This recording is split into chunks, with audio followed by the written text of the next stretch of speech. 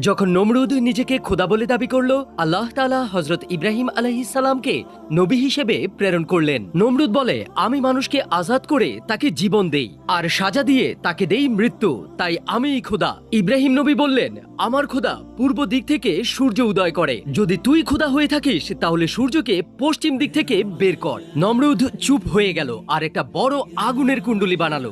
এতই বড় ছিল উপর দিয়ে কোনো পাখি গেলেও পুড়ে যেত, কেউ সেই আগুনের কাছে যাচ্ছিল না। কিন্তু নমরুদ ইব্রাহিম আলাইহিস সালামকে একটা গুলালে বেঁধে ওই আগুনে নিক্ষেপ করলেন। ইব্রাহিম আলাইহিস সালাম রাস্তার মাঝেই ছিলেন, তখনই জিবরাইল আলাইহিস সালাম ও পানির ফেরেশতা এসে হাজির। বলে, হে আল্লাহর নবী, হুকুম দিন আমি এই আগুনকে নিভিয়ে দেই। ইব্রাহিম আলাইহিস সালাম উত্তর দিলেন, যদি আল্লাহর হুকুম হয় তাহলে ঠিক আছে, নইলে আমার তোমার সাহায্যের প্রয়োজন নেই, বরঞ্চ আল্লাহর সাহায্য প্রয়োজন। আল্লাহ তখন আগুনকে হুকুম দিলেন, আগুন ইব্রাহিমের উপর শান্ত হয়ে যাও।